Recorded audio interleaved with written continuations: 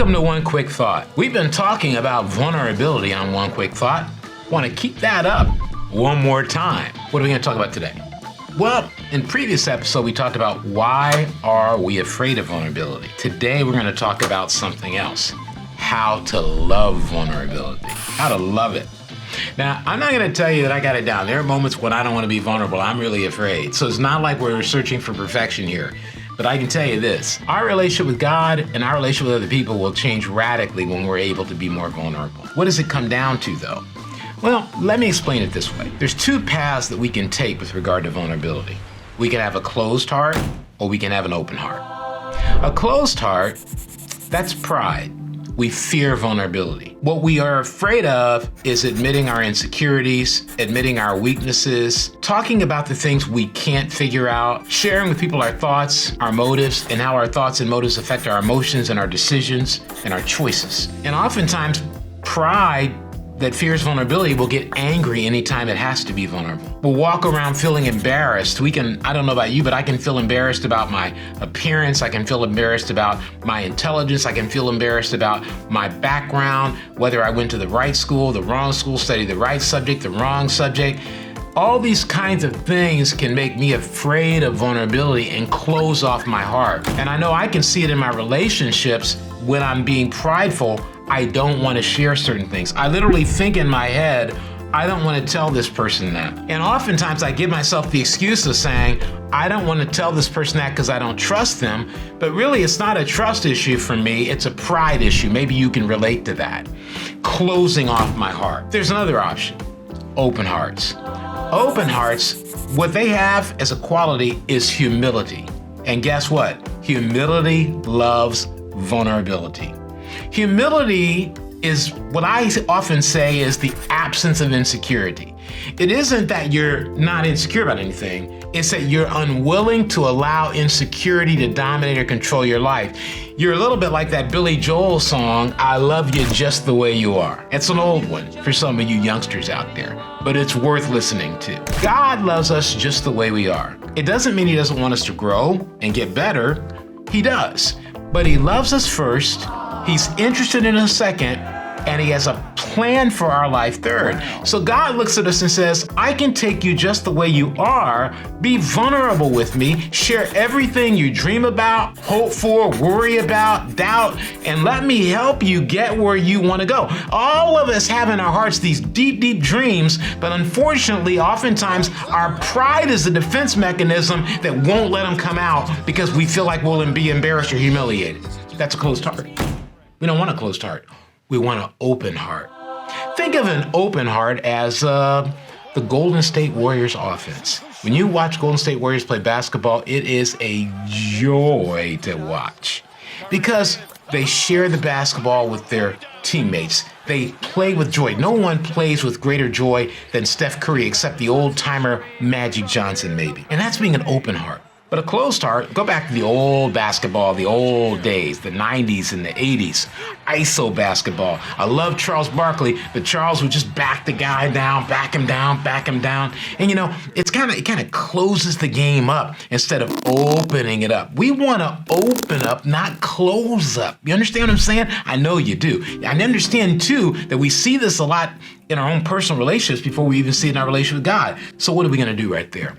We're going to start loving vulnerability. How? 2 Corinthians 12:7. Paul is talking about all the amazing things that has happened in his life spiritually with God in verses 1-6. He's had miraculous things take place in his life, through his life. He's seen amazing things that men are not allowed to see. And then he goes on and explains, well, I got all these blessings and I got this amazing opportunity, but verse 7, so to keep me from becoming proud. He starts off, it's like, yeah, I had a lot going for me, but the worst thing that could happen to me is pride, and God doesn't want me to be proud.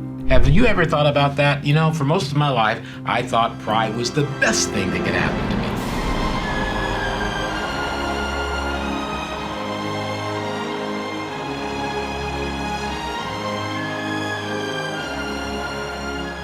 But as you read the Bible and you learn about Jesus, you realize Jesus was not proud. Jesus had an absence of insecurity because Jesus was just who he was. Jesus said, look, I know that God loves me, I know God's interested in me, and I know God's got a plan for my life. Wow. That's good news. I'm good. He didn't worry about being better than someone else, having a better car, or having a better phone, or having a better house, or having a better job, or going to a better school.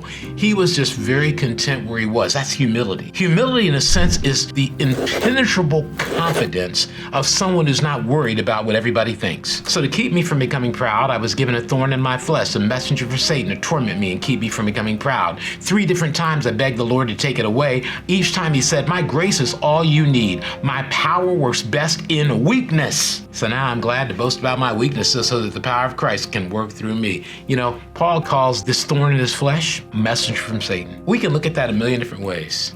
But one of the things Satan wants to do is tempt us to abandon God. He wants to tempt us to not be vulnerable anymore. He wants to tempt us and pull us into saying, I'm going to be proud. I'm not going to be vulnerable. I'm just going to go out there and act like I've got it all together. And Paul's like, nope, that's not the solution. The best thing you can do is go out there and be yourself. And when you're yourself, you're going to have weaknesses. One of the most important things that happened to me as a Christian is understanding that I have weaknesses, I have sins, and that's okay. It's called being human. And human beings can see their need for God. Why? Because they're willing to see their weaknesses, they're willing to see their sins, and not hate themselves, but understand that God loves us, God is interested in us, and God has a plan for our life. Wow. And take that good news and be able to boast about weaknesses. Boasting about weaknesses, saying, I'm willing to be vulnerable. This is just who I am. You know, I used to love making omelets. Big thing. Omelets. You know what I did? I'd make a cheese omelet, but I'm going to tell you something else.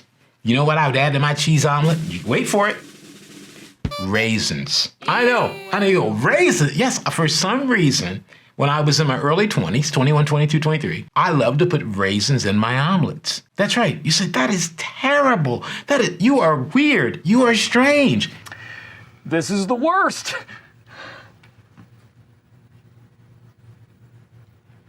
Exactly. We're all weird and strange. God still loves us. God's still interested in us. God still has a plan for us. Wow. You know what it took for me to share that story with you? A little vulnerability to let you in.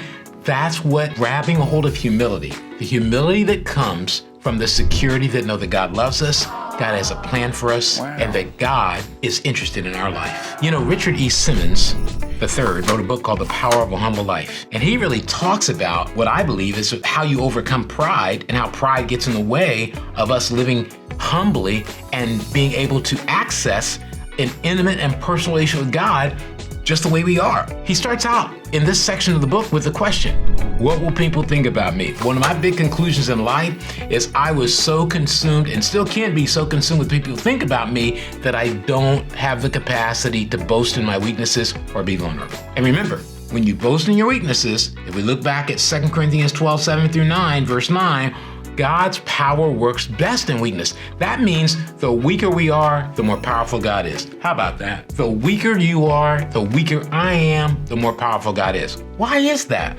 God loves us, that's why. God's interested in us, that's why. God has a plan for us, that's why. God's kind of like, you ever hear that song about Jesus Take the Wheel? I think a number of people, I think Carrie Underwood sang that song. I think Dolly Parton sang that song. I think that's who sang it. That's about letting go and saying, you know what, God, I'm not going to try to control what people think about me. I'm just going to have the humility to say, I'm totally confident that you love me, totally confident that you're interested in me, and totally confident that you have a plan for my life. And I'm going to take that good news to the bank and cash it in. Richard E. Simmons explains what people think about me.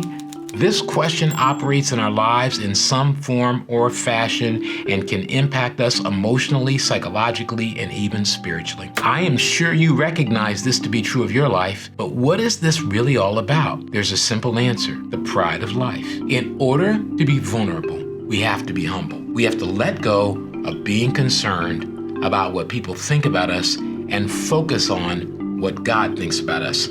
What does God think about us? He loves us. He's interested in us. He has a plan for our life. Wow. All of us have a decision to make after our little series on vulnerability. Am I going to have an open heart or am I going to have a closed heart? Pride is the unwillingness to see our need for God. That's a closed heart. It's locked up. It's not going to let anybody know weaknesses. It's not going to let anybody know thoughts. It's not going to let anybody know motives. It's not going to let anybody know emotions. And it's not, as Brene Brown has taught us in previous episodes, it's not going to lead to a rich life and a deep experience of relationship with God and people. Then there's an open heart, humble. It's like a bird going free. My son Jordan wrote a poem years ago. My son Jordan has autism. And he wrote a poem about when he was able to get a device that we got him and software that we got him that allowed him to communicate better because he has speech and language challenges. And he wrote, it was like he was a bird being set free out of a cage. That's what having an open heart is. The humility, the willing to see our need for God, the willing to say, God, I want it. I want your love. I want your interest in me. I want your plan for me. And in a dark and discouraging world, that's good news.